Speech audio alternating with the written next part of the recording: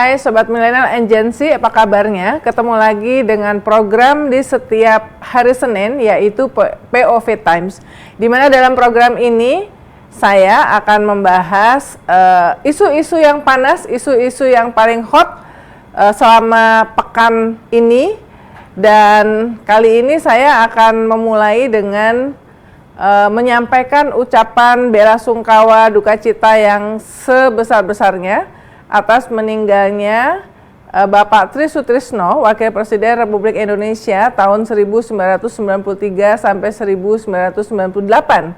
Beliau meninggal pagi ini dalam usia 90 tahun dan memang belakangan kesehatannya memang menurun.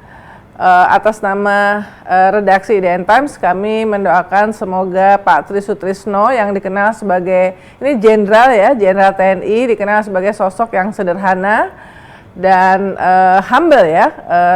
Selama menjabat, kebetulan saya pernah meliput beliau pada saat saya dulu masih reporter, jadi langsung mengetahui bagaimana keseharian beliau dan keluarganya yang memang sederhana. Semoga keluarga dikuatkan dan tabah, dan Pak Tri Sutrisno almarhum insya Allah husnul khotimah. Nah, berikutnya kita akan tentu saja membahas isu yang sangat panas hari Sabtu pagi di Indonesia. Kemarin Israel dibantu oleh Amerika Serikat itu menyerang Teheran, Iran ya. Dan sejak itu kemudian seperti diduga sejak awal bahwa setiap kali serangan yang berkaitan dengan Iran itu tidak sekedar berurusan dengan satu negara di kawasan Teluk, tapi berkembang menjadi eskalasinya itu meningkat menjadi eskalasi yang semacam potensi untuk perang regional di kawasan Timur Tengah. Tapi sebelum itu saya ingin berbincang-bincang dengan Pak Roy Sumirat, Duta Besar Republik Indonesia untuk Iran dan Turkmenistan. Sudah ada di virtual karena Pak Roy tentu saja langsung dari Teheran.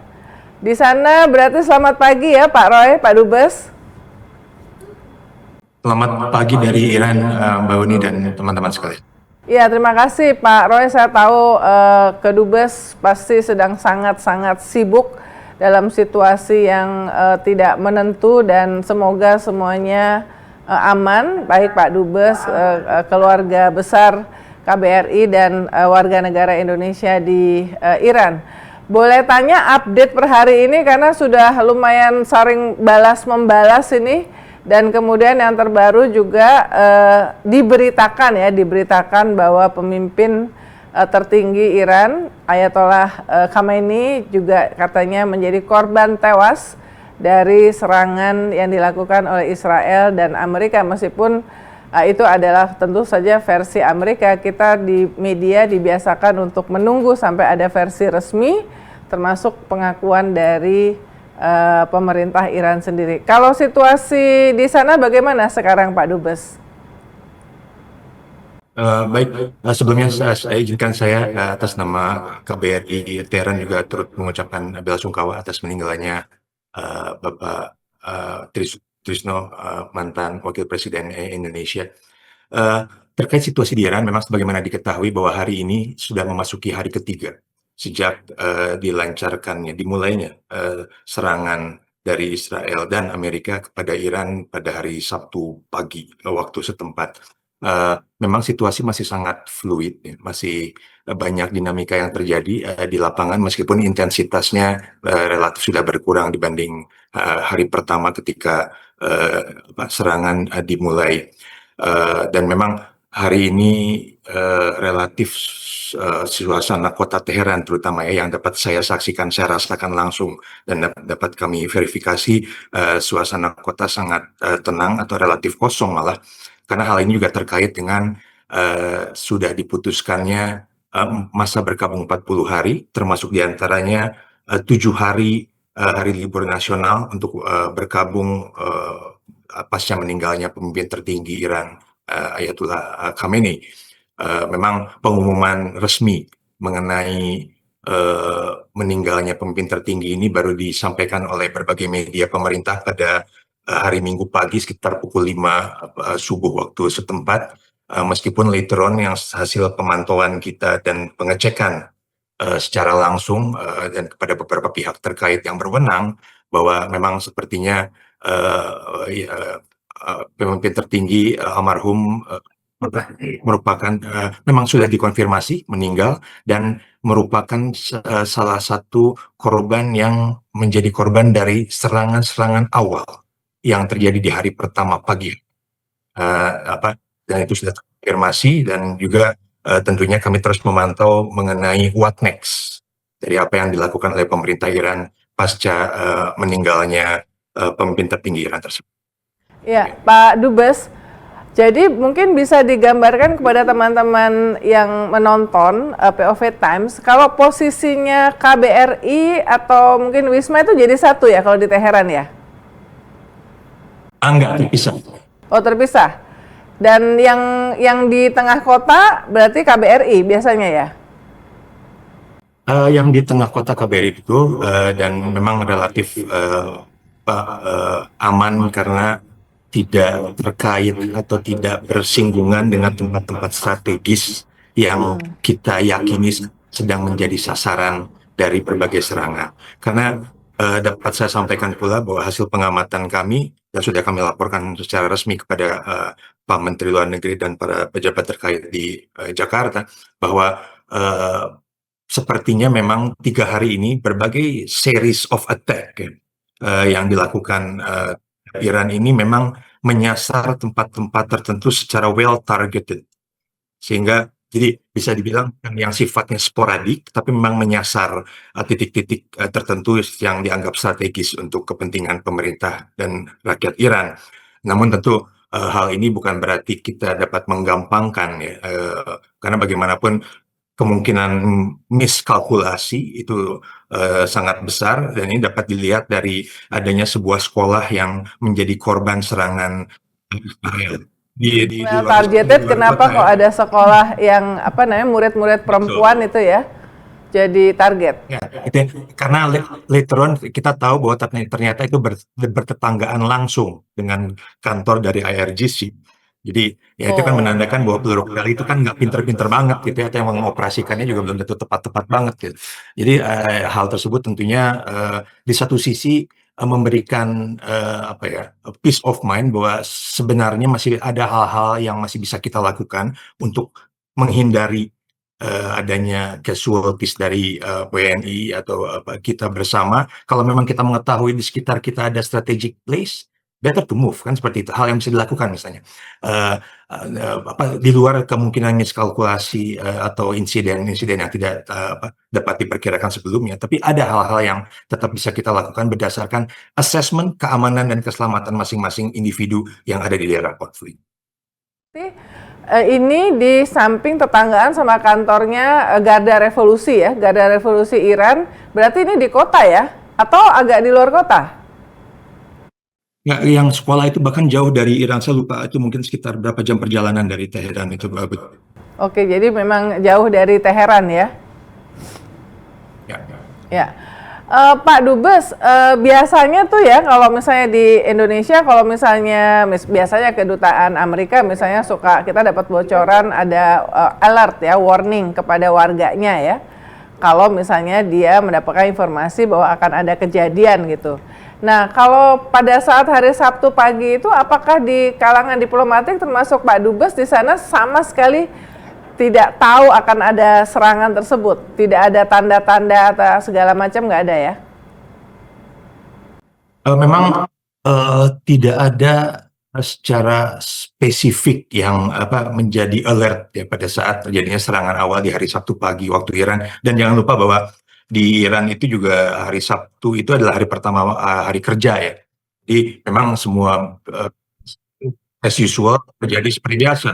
Libur itu memang hari Jumat. Nah, jadi makanya ketika terjadi serangan pertama sekitar jam 9.45 pagi waktu Iran itu orang-orang sebenarnya ada di kantornya masing-masing dan serangan itu menimbulkan kepanikan di mana orang-orang untuk meninggalkan kantornya kembali ke kediaman masing-masing, dan itu sempat dapat dilihat sebagai the moment di mana orang-orang juga merasakan adanya direct threat ya, kepada dirinya masing-masing. Tapi sesudah itu ketika beberapa jam kemudian relatif kota kosong karena semua memilih untuk berdiam di dalam rumah. Jadi serangan-serangan berikutnya itu relatif tidak langsung berdampak pada situasi di jalanan. Tapi memang kita langsung memantau bahwa di sekitar kota dapat terlihat dampak dari serangan-serangan peluru kendali tersebut. Ada berapa WNI di Iran, Pak Dubes?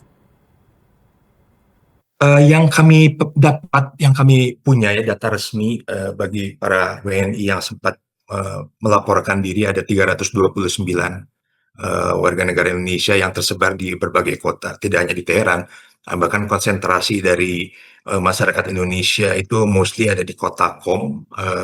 Ada sekitar 200-an warga negara Indonesia yang merupakan pelajar yang sedang menuntut studi ilmu di beberapa perguruan tinggi di kota tersebut. Memang saat ini kami memiliki sedikit gangguan masalah komunikasi yang tidak bisa berjalan normal seperti biasa karena adanya either restrictions atau memang ada kerusakan masalah terutama terkait dengan internet. Untungnya berbagai macam platform komunikasi lokal ya semacam WhatsApp lokalnya lah ya, nomor telepon lokal itu semua masih berfungsi sehingga memungkinkan kami dari KBRI terus melakukan komunikasi meskipun mungkin tidak orang per orang, 300 orang gitu, paling tidak kami bisa kontak dengan tokoh-tokoh masyarakat di berbagai kota dan mendapatkan insight mengenai situasi di kotanya masing-masing, karena ini diperlukan oleh kami untuk memberikan sebuah assessment kepada kantor pusat di Jakarta mengenai situasi di berbagai kota di Iran. Nah, kan di sesudah serangan itu ada beragam versi video-video bertebaran di media sosial, Pak Dubes. Jadi ada yang dimuat juga di media barat bahwa sejumlah warga di Teheran itu bersorak-sorai. Jadi intinya bergembira atas serangan termasuk yang menewaskan pemimpin tertinggi. Karena ya memang kita tahu bahwa kan memang situasi di sana kan kontroversial, artinya rezim yang sekarang dianggap tidak ada demokrasi, sangat otoriter ya, semacam itu, sehingga kemudian itu salah satu alasan yang dijadikan alasan lah oleh Amerika Serikat, dan itu muncul dalam pernyataan pertamanya Presiden Trump sesudah serangan yang 8 menit itu, bahwa ya ini adalah memberikan peluang kepada warga desa yang tidak puas dengan pemerintahan yang sekarang ini untuk mengambil alih.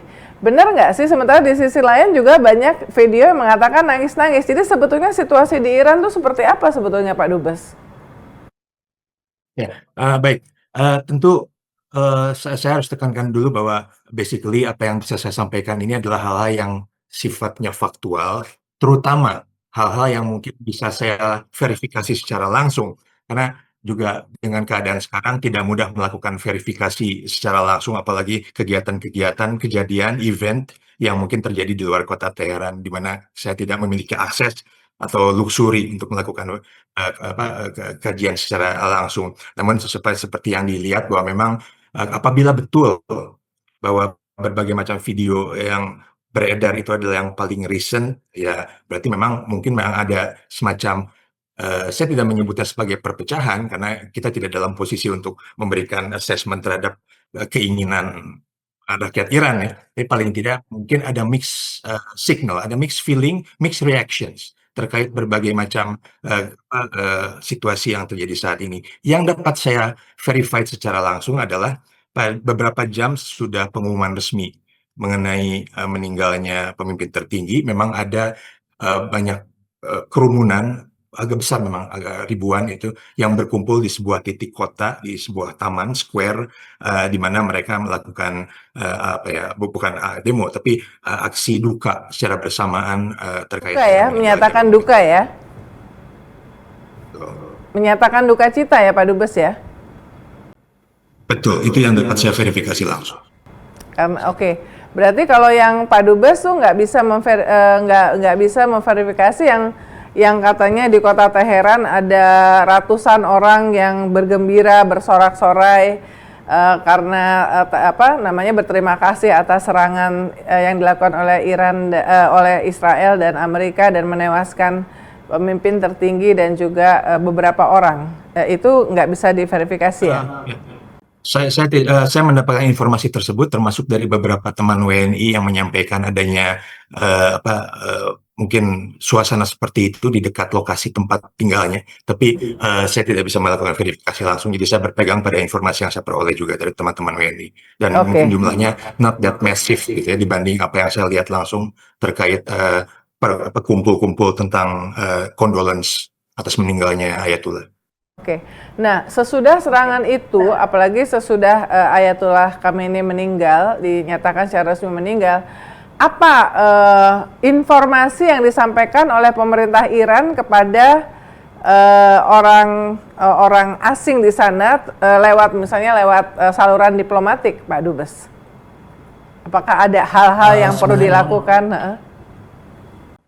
Sebenarnya tidak ada hal khusus ya, karena terkait ini masalah internal Iran gitu. And again, Indonesia is not in a position to intervene with any decision taken by other government. Dan dalam hal ini kita juga menyadari bahwa ada hal-hal yang sedang dilakukan pemerintah Iran terkait dengan suksesi pergantian kepemimpinan pasca meninggalnya Ayatullah, dan itu sudah diatur di konstitusinya mereka. Sehingga yang bisa saya sampaikan hanya hal-hal yang terkait faktual bahwa saat ini ada pengumuman mereka dalam proses pemilihan Rakbar, Supreme Leader terbaru yang sudah berproses, dan untuk sementara sesuai konstitusi mereka ada interim government yang dipegang oleh 3 figur pemerintahan saat ini yang memegang role dari negara di masa kevakuman sampai nanti terpilihnya kembali pemimpin tertinggi yang baru.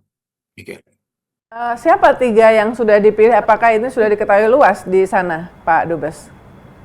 Interim ini? Saya lupa. Saya lupa namanya, tapi yang saya tahu itu Presiden Iran, kemudian Chief of Justice, itu saya tidak tahu, mungkin kalau padanan di kitanya mungkin Hakim Agung mungkin ya. Sama satu lagi ada perwakilan dari Guardian Council yang biasanya itu adalah perwakilan dari clerics yang menjadi advisor dari Supreme Leader. 3 orang troika inilah yang memegang pemerintahan sementara pada saat ini sampai terpilihnya Rakbar yang baru. Nah, itu termasuk yang katanya anaknya almarhum Ayatollah yang juga disebut-sebut. Bukan. Bukan ya, jadi tidak termasuk di situ ya. Oke. 3 orang pemerintahan sementara itu tidak termasuk Mujtaba Khamenei yang sekarang sedang disebut-sebut sebagai salah satu calon, tapi tidak termasuk ke dalam 3 orang pemegang caretaker sementara tersebut. Mengutip dari Al Jazeera itu Masoud Pezeshkian, presiden ya, kemudian Chief Justice of Supreme Court Gholam Hussein Mohseni EJ, dan anggota dari Guardian Council Ayatollah Ali Reza Arafi ya. Ada 3 orang ya. Oke, baik.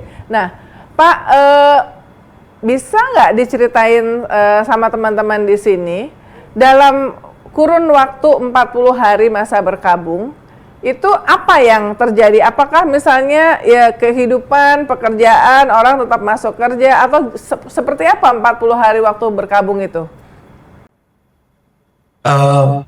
Ini memang memasuki hari kedua ya dari sejak penentuan masa berkabung dan hari libur nasional ini. Jadi hari liburnya 7 hari, berkabungnya 40 hari. Ini hari kedua. Memang tidak ada pengumuman khusus, termasuk upacara-upacara khusus segala macam terkait dengan meninggalnya juga Rakbar, itu belum ada informasi lebih lanjut. Kami terus coba cari informasi yang terkini. Namun kegiatan paling tidak di kota Teheran itu tetap berjalan secara normal. Toko-toko, supermarket, kebutuhan sehari-hari tetap buka seperti biasa. Di bulan Ramadan ini memang ada penyesuaian jam waktu kerja, tapi more or less tetap dapat diakses oleh seluruh warga, tidak ada panic buying or whatsoever yang biasanya mungkin terjadi apabila sedang terjadi sebuah konflik gitu ya. Tapi pada saat ini mungkin hal ini tidak dapat saya saksikan secara langsung. Jadi saya bisa ambil preliminary kesimpulan preliminary conclusion saat ini relatif kegiatan berjalan normal. Tentunya dengan skala yang lebih kecil kegiatan masyarakatnya karena either mereka yang membatasi diri atau memang sedang dalam masa bergabung tersebut. Oke. Tapi kan ini Iran terus diserang terus ya. Tapi memang tadi seperti Pak Dubes katakan itu serangannya targeted sehingga kawasan yang dihuni oleh masyarakat sipil termasuk warga di KBRI apa segala macam relatif merasa aman ya. Ya, memang paling tidak seperti yang saya sampaikan tadi, saat ini yang kita lihat yang diserang itu terutama di Teheran ya, itu titik-titik strategik dari misalnya memang ada markas angkatan bersenjata, beberapa kantor kementerian seperti Kementerian Intelijen atau berbagai markas-markas polisi di beberapa titik kota yang skalanya cukup besar, termasuk juga mungkin ada beberapa sasaran yang terkait dengan bisnis sektor premises yang memang diidentifikasikan memiliki kedekatan khusus dengan pemerintah Iran. Namun tentu karena ini sebuah kota besar ini Iran ini, jadi sangat padat, sangat kompak ya. Kadang-kadang tidak dapat dihindari bahwa pemukiman perumahan itu juga berdekatan dengan tempat-tempat strategik tersebut ya. Namun paling tidak dari data yang kami kumpulkan di teman-teman WNI, mereka menganggap bahwa paling tidak menurut asesmen mereka, lokasi mereka itu relatif jauh ya. Perkara ukuran jauhnya berapa ratus, berapa meter, berapa kilonya kan itu asesmen masing-masing. Tapi paling tidak mereka merasa masih bisa aman untuk mencari perlindungan paling tidak di lokasi tempatnya masing-masing. Oke, nah selama ini saya tertarik karena Pak Dubes mengatakan bahwa tidak ada panic buying apa segala macam ya. Jadi kan selama ini Iran itu dikenal negara yang mengalami embargo ya, terutama dari Amerika, negara Barat, sehingga kemudian mereka harus mengupayakan semua kebutuhan pokoknya sendiri. Nah, kehidupan di sana minimal di Teheran itu berarti selama ini apakah pernah kekurangan bahan pokok apa segala macam, gimana situasi di sana Pak Dubes? Ini memang menarik dan bahkan saya bisa sampaikan beberapa hal yang even di luar konteks kejadian dinamika konflik atau perang saat ini. Saya sendiri baru mengemban tugas amanah dari Bapak Presiden sebagai duta besar selama 7 bulan terakhir. Pengetahuan saya masih sangat terbatas, namun dengan apa yang saya alami selama ini bahwa memang dapat saya sampaikan bahwa secara kehidupan rutin normal daily life itu rakyat Iran relatif dalam tanda kutip tercukupi atau bahkan even beyond tercukupi. Saya ambil contoh yang paling gampang itu mungkin perbandingannya masalah harga bensin gitu ya. Murah ya? Ya. Saya nggak tahu kalau paling murah dibanding Venezuela sebelum kejadian terakhir yang terkait Presiden Maduro, tapi paling tidak $1 itu bisa sekitar 30 liter bensin. Wow. $1. Hampir 17.000 rupiah ya. Kalau dirupiahkan kan 17.000 16 sekian. Ya. Bisa dapat 30 liter. 17.000 itu 30 liter. Itu pada mungkin tahun lalu. Sekarang pasca bulan Januari mungkin ketika ada internal dynamics terkait terkait ekonomi Iran, sekarang sudah 2 kali lipat. Even berarti kan 2 kali lipat juga. Tapi $2 juga masih murah kan? Ya. Exactly. Tentu itu kan hanya snapshot kecil saja ya, tidak mencerminkan the whole masalah ekonomi ataupun kesejahteraan Iran. Tapi paling tidak rakyat Iran sendiri memang selama ini merasa hal tersebut merupakan hal yang sudah mencukupi kebutuhannya. Harga pangan juga relatif terjangkau bagi kebutuhan sehari-hari, sehingga hal ini pula mungkin yang menyebabkan Iran juga selama ini relatif memiliki resilience when it comes to the so-called unilateral sanctions yang diberlakukan oleh berbagai negara tertentu. bukan sanksi PBB ya, tapi sanksi negara tertentu. Karena kalau sanksi PBB saat ini kan sebenarnya dalam big question mark, apakah itu sebenarnya berlaku apa enggak pasca snapback mekanisme bulan Oktober tahun lalu. Tapi paling tidak masyarakat Irannya memiliki resilience, ketangguhan, bisa memenuhi kebutuhannya sendiri di berbagai aspek, baik itu industri, perdagangan. Namun tentu hal itu juga tidak dapat automatically dikaitkan dengan masalah kepercayaan atau kepuasan masyarakat kepada pemerintah. That's the story tentunya. Itu yang Jadi dirasakan. intinya Pak Dubes dan keluarga KBRI di sana tidak mengalami misalnya kesulitan bahan pangan apa segala macam, enggak ya? Berarti semuanya tersedia gitu ya? Dan terjangkau ya? Oke. Nah, sebetulnya hubungan kita sendiri dengan Iran bagaimana, Pak, situasinya sejauh ini? Indonesia dengan Iran ini? Ya, mungkin terkait dengan hubungan bilateral Indonesia-Iran. Sebenarnya buat saya pribadi, terutama tahun lalu ya, 2025 itu adalah tahun yang sangat penting untuk momentum kerjasama bilateral kedua negara. Karena tahun lalu adalah 75 tahun hubungan diplomatik antara Indonesia dan Iran. Dan bagi kita hubungan 75 tahun itu menunjukkan adanya itikat dari kedua negara untuk terus meningkatkan hubungan di berbagai sektor politik, ekonomi, sosial budaya, keamanan secara lebih intensif. Memang unfortunately berbagai macam dinamika dunia global yang terjadi sekarang juga memberikan dampak langsung terhadap kerjasama di antara kedua negara yang tidak dapat dilakukan secara maksimal. Namun hal tersebut tentunya tidak mengurangi itikat dari kedua negara. Paling tidak bukan hanya dari pemerintah, tapi juga dari people to people among those two countries untuk terus mencoba menjajaki kemungkinan kerjasama yang lebih robust. Paling tidak, misalnya kalau saya ambil contoh di dalam aspek politik, kerjasama di bidang politik terkait saling dukung berbagai inisiatif di berbagai forum multilateral seperti PBB, OKI, ataupun mungkin sekarang BRICS, itu pun sudah menunjukkan bahwa kita tetap ingin bekerja sama secara intensif dengan Iran. Di bidang ekonomi memang banyak PR, karena dari segi actuality-nya sekarang memang masih sangat jauh dibanding potensi sebenarnya.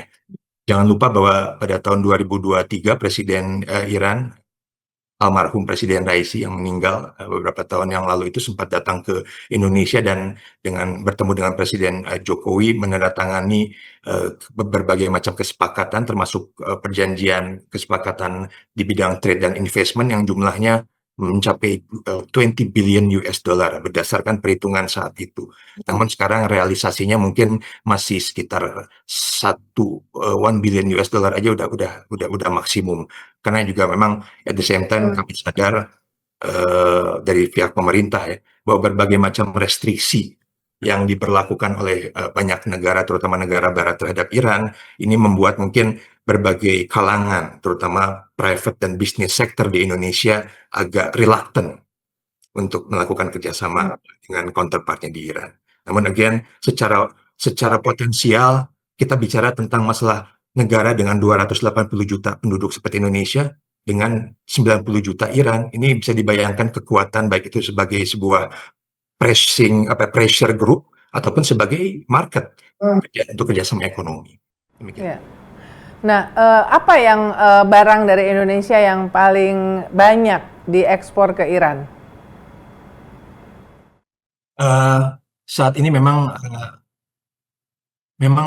relatif tidak ada sebuah komoditas khusus yang menjadi jagoan gitu, andalan dari ekspor Indonesia. Namun tentu mereka Iran membutuhkan berbagai macam produk yang terkait dengan palm oil dan turunannya, dan juga selama ini melakukan dari Iran itu mengimpor benda-benda yang terkait dengan buah-buah, mungkin makanan yang tidak ada di Iran, namun ada pasarnya. Dan juga ada beberapa private sector, bisnis sektor yang melakukan kerjasama di bidang spare part kendaraan bermotor. Mungkin ini juga sebenarnya potensi besar sebenarnya, karena kita tahu di Iran itu industri otomotif nasionalnya sangat besar. Dan to be honest, to my surprise, itu mereka bisa dibilang kualitasnya tidak jauh dengan mobil-mobil buatan negara Barat. Bahkan karena memang ada sejarahnya itu mereka awalnya punya lisensi dari merek-merek otomotif internasional itu sebelum akhirnya mereka mengembangkan sendiri. Namun pada saat ini ketika mereka membutuhkan alat-alat untuk spare part-nya, disitulah peran di Indonesia yang memiliki kemampuan untuk memproduksi spare part. Itu sebagai Sudah contoh kecil. sebelum tahun 79 revolusi Iran ya. Karena waktu itu kan sebenarnya negara yang terbuka waktu itu ya.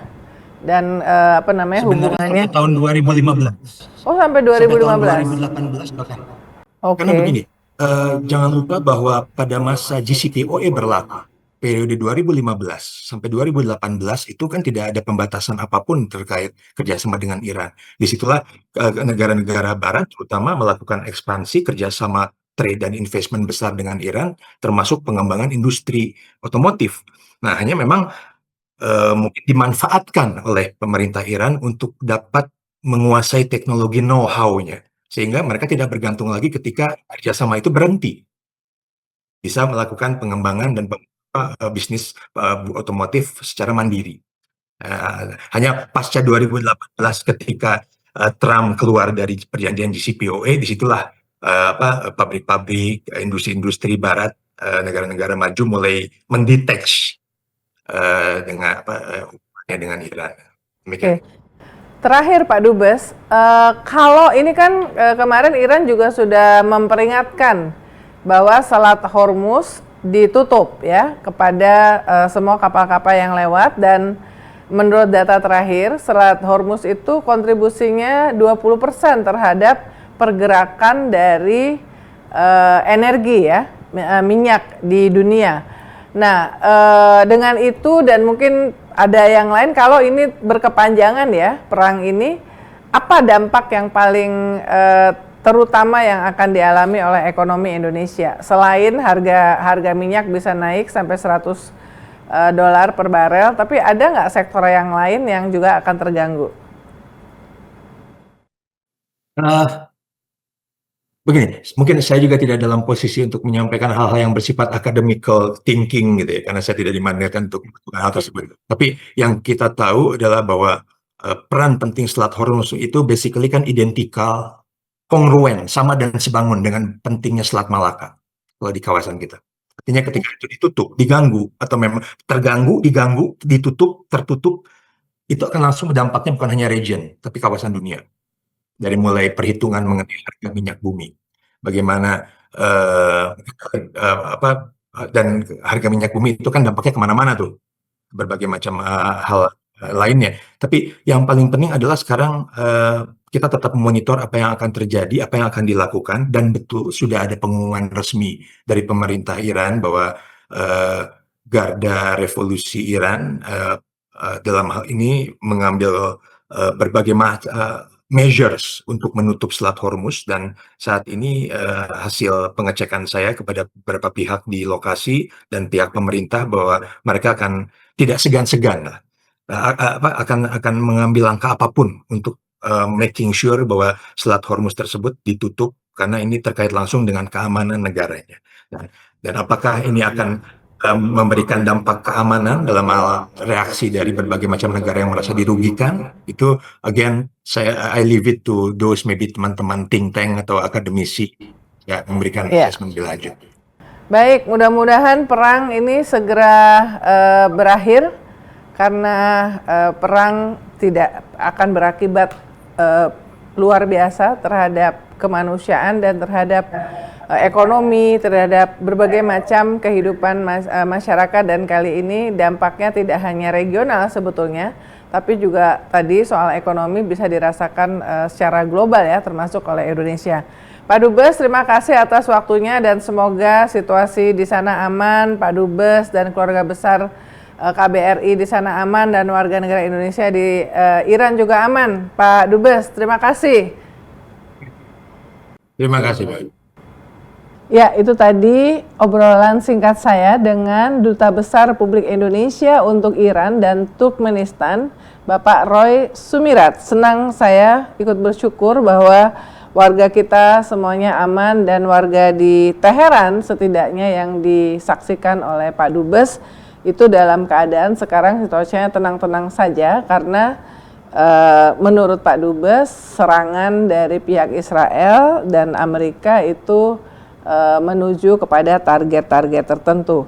Nah, sekarang kita akan membahas POV Times yang berkaitan dengan apa yang disebut oleh Presiden Trump Operasi Epic Fury.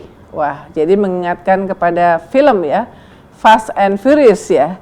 Jadi yang pertama tentu saja dari serangan yang membabi buta kolaborasi antara Amerika dan Israel pada hari Sabtu kemarin itu sekali lagi contoh terbaru dan nyata bahwa Trump itu bukanlah sosok yang cinta damai. Jadi ini bertentangan sama sekali dengan jargon-jargon propaganda, pidato-pidato yang selalu dia sampaikan, termasuk baik itu di sidang Majelis Umum PBB UNJE 80 dan juga di pertemuan-pertemuan Board of Peace, organisasi bisa dikatakan swasta ya yang didirikan dan diinisiasi oleh Trump. Sekarang punya 26 atau 27 founding member, anggota pendiri termasuk Indonesia, yang menggunakan title peace diklaim bertujuan untuk agar ada solusi damai di Gaza. Tetapi bagaimana kita bisa percaya? Satu, Trump bukan pecinta damai. Kedua, Israel juga ada dalam BOP. Dan Israel sangat tidak cinta damai, terutama yang berkaitan dengan musuhnya. Dan Iran itu secara resmi dalam presentasi-presentasi Israel, resmi itu dicantumkan sebagai enemy atau musuh dari Israel. Saya menyaksikan beberapa kali presentasi itu, bagaimana Israel menempatkan Iran sebagai enemy. Dan tentu saja dengan Palestina yang Israel tidak akan pernah memberikan kemerdekaan kepada Palestina sebagai negara merdeka dan juga tidak akan pernah mendukung solusi dua negara. Padahal dua hal ini yang didukung oleh Indonesia. Jadi dua hal ini dan sejak BOP dibentuk ya, kemudian terjadi gencatan senjata sesuai dengan 20 plan perdamaian dari Trump, serangan ke Gaza masih berlangsung terus-menerus, sedikitnya 600 tewas dan 1.600-an luka-luka. Jadi di mana damai yang dijanjikan lewat skema dari Board of Peace ini? Nah, dalam periode kedua pemerintahannya, ya Trump, berarti sejak tahun yang lalu, dia melakukan serangan militer di 7 negara. Ya, Iran yang terbaru, Venezuela, Somalia, Yaman, Suriah, Irak, Nigeria. Ya, baik untuk Venezuela maupun Iran, Trump melakukan tanpa otorisasi formal dari Kongres dan dukungan internasional. Ya, secara formal nggak ada, termasuk dari sekutu-sekutunya. Jadi makanya sekarang dalam negeri Amerika Serikat sendiri terjadi kritik yang kencang terhadap Trump karena serangan itu tidak dilakukan lewat otorisasi Kongres dan bisa berbahaya. Janjinya Trump tidak akan ada melibatkan korban atau kasualtis dari warga negara Amerika. Siapa yang bisa menjamin? Karena sekarang untuk serangan balasan misalnya Iran menargetkan justru beberapa negara yang menjadi sekutunya ya, Amerika, termasuk yang bergabung dalam Abraham Accord yang sebetulnya sebelum BOP ini adalah ambisi Trump dan Israel untuk Abraham Accord. Jadi membuat negara-negara di Timur Tengah itu memiliki normalisasi hubungan dengan Israel. Itu yang sebetulnya dimaksudkan ya. Jadi ini saya ingin mengutip pidato pertama Trump sesudah serangan itu yang 8 menit. Kalimat pertamanya, tujuan kami adalah membela rakyat AS dengan melenyapkan ancaman langsung dari rezim Iran, sekelompok orang yang kejam dan keras dan mengerikan. aktivitas mengancam mereka secara langsung membahayakan Amerika Serikat, pasukan kami, pangkalan kami di luar negeri, serta sekutu kami di seluruh dunia. Kalau kita baca sejarah termasuk analisa, termasuk fakta-fakta yang ditampilkan oleh sejumlah analisis dan pakar, sejauh ini Iran belum menjadi imminent threat ya untuk Amerika. Ya. Kata kuncinya kan ancaman langsung. Nah, di sini yang dimaksudkan itu adalah kekhawatiran bahwa Iran membangun bom nuklir. Hal yang belum terbukti. Bahkan sejak periode pemerintahan era Obama pada tahun 2015 di era Obama memimpin semacam perundingan ya, kesepakatan atau nuklir deal antara dunia dengan Iran pada saat itu, ya. Dan pada saat itu juga sudah turun assessment dari International Atomic Energy Agency yang menyatakan bahwa tidak ada terbukti bahwa Iran sedang membangun instalasi nuklir, ya. Nah, pada saat kemarin serangan Israel yang dibantu data intelijen CIA menyerang Iran, sebenarnya sedang terjadi perundingan di Jenewa yang ditengahi Menlu Oman, yaitu Badar al-Busaidi. Dan menurut Menlu Oman tersebut, Iran telah sepakat bahwa mereka tidak akan pernah, sama sekali tidak akan pernah memiliki bahan nuklir yang dapat digunakan untuk membuat bom. Dan menurut Menlu Oman yang diposisikan sebagai mediator antara Amerika Serikat dan Iran, artinya Amerika Serikat juga setuju untuk dia sebagai mediator, dan sesudah itu dia melaporkan kepada Wakil Presiden Amerika Serikat J.D. Vance. Ini adalah sebuah terobosan prospek kesepakatan damai. Ini sehari sebelum serangan. Serangannya kan tadi Sabtu pagi ya, jam 9.45 waktu setempat, waktu Teheran. Ini sesuatu yang tidak ada dalam kesepakatan lama yang dinegosiasikan di era Obama. Jadi ini kemajuan substansial dan mendesak agar diplomasi diberikan waktu. Jadi ini adalah assessment hasil dari perundingan di Jenewa yang dimoderasi oleh atau ditengahi oleh Menlu Oman. Tahu-tahu pada saat situasi seperti itu Israel dan Amerika menyerang. Ada sejumlah analisa yang mengatakan bahwa justru Amerika dan Israel memanfaatkan kesempatan itu karena apa? Satu, pihak Iran merasa kita sedang berunding, berarti bisa sepakat nih, dan dia sudah memberikan janji. Artinya Amerika nggak akan menyerang, ya. Ternyata enggak. Justru dari pihak Amerika dan Israel melihat bahwa ini saat di mana pihak Iran, terutama pimpinan tertingginya itu lengah dan kemudian rapat, ya, dan ketahuan lokasinya ditarget, diserang. Dan kemudian tewas dalam serangan di awal-awal itu ya. Dan tadi Pak Dubes sudah mengatakan sudah 7 hari berkabung dan 40 hari 7 hari libur nasional ya, dan 40 hari berkabung. Dan yang kedua, Amerika juga melihat bahwa suara-suara yang resah karena dianggap bahwa pemerintahan yang sekarang di Iran itu tidak ada demokrasi, ya. Kemudian secara moral terjadi korupsi dan segala macam. Itu mereka Trump melihat bahwa ini saatnya. Kalau Israel tuh dari dulu memang selalu ingin supaya Amerika menyerang Iran. Ya, Israel dari dulu selalu mencoba dari presiden-presiden sebelumnya. Tapi baru Trump yang tunduk ngikutin apa maunya Israel. Tentu ada deal-dealnya ya. Kita tahu bagaimana deal-deal bisnis yang dilakukan antara Trump dengan pihak-pihak yang di Israel. Dan Trump itu di dalam negerinya sedang dilanda skandal yang luar biasa. Makanya orang-orang di Amerika mengatakan bahwa apa yang dilakukan oleh Trump terhadap Venezuela, kemudian membuat Board of Peace, menempatkan dirinya sebagai sosok tokoh internasional pro perdamaian, membuat berita menjadi panggung berita, kemudian menyerang Iran, itu adalah upaya untuk menutupi skandal besar yang sedang menimpa dia, yaitu skandal Epstein File, di mana sedikitnya ada 1000-an nama Trump disebut dalam 3 juta email, 3 juta file yang berkaitan dengan tindakan seksual misconduct terhadap anak di bawah umur ya. Jadi luar biasa ini kan testimoni termasuk Presiden Clinton dan Ibu Hillary Clinton sudah melakukan testimoni di depan Kongres dan ini masih berjalan terus. Ini skandal yang luar biasa besar dan tentu saja dibantah oleh Trump, tetapi foto-foto yang beredar itu menunjukkan bahwa memang Trump itu berteman dekat dan berkali-kali bertemu dengan Epstein ya.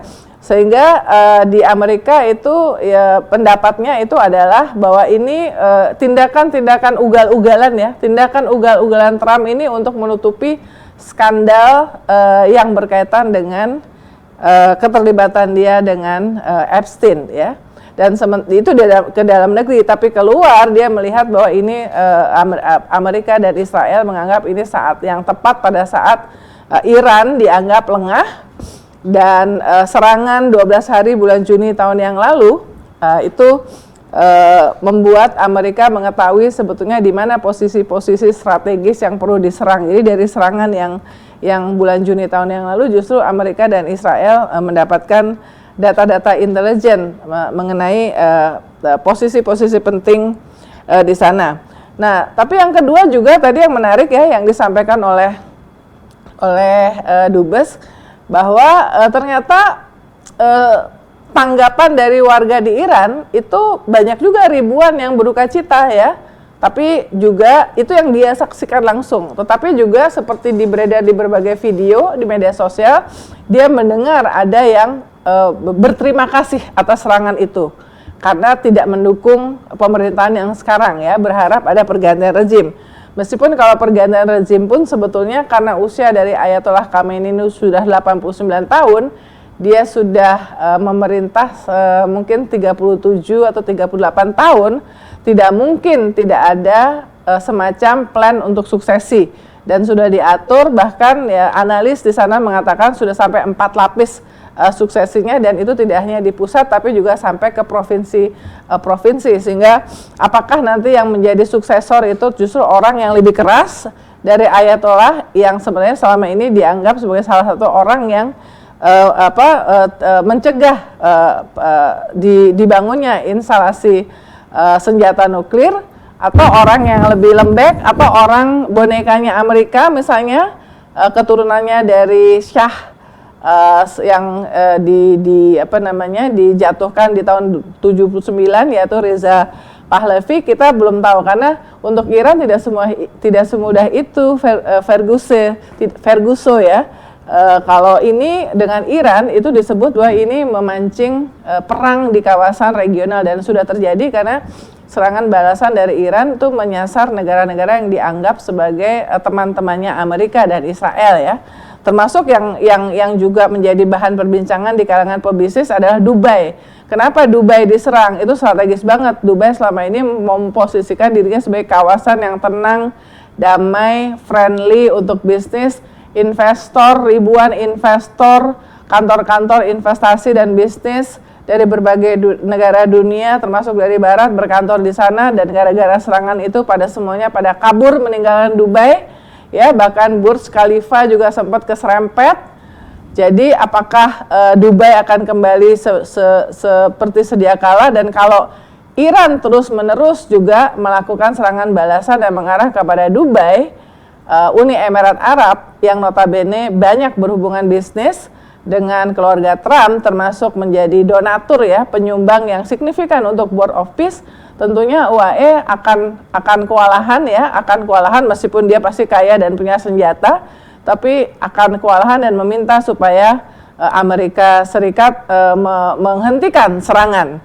Bukan soal kalau berkepanjangan kan dari segi senjata mungkin UAE punya karena disupport oleh Amerika, tapi kalau misalnya berkepanjangan perangnya kan juga itu sangat merugikan ujungnya buat Uni Emirat Arab. Jadi Iran juga melihat memilih serangan-serangannya itu dengan strategis juga. Bahrain ada pangkalan militernya Amerika ya, kemudian ada Kuwait ya. Nah itu adalah, dan kita mendengar bahwa sebetulnya Amerika itu sudah mengincar Israel, sudah mengatakan bahwa nextnya itu adalah Turki. Jadi ini kok ada benang merah ya, karena duta besar Amerika untuk Israel, ya Huckabee 2 minggu 3 minggu lalu diwawancara oleh Tucker Carlson yang itu kemudian menjadi sangat viral. Justru di situ keceplosan untuk mengatakan bahwa secara biblikal itu adalah hal yang normal kalau Israel kemudian juga menguasai semua negara-negara di Timur Tengah. Itu bikin semuanya ngamuk juga sebetulnya ya. Jadi itu menunjukkan bagaimana sifat invasif dari Israel dan Amerika ya. Ini kan duta besar Amerika di Israel.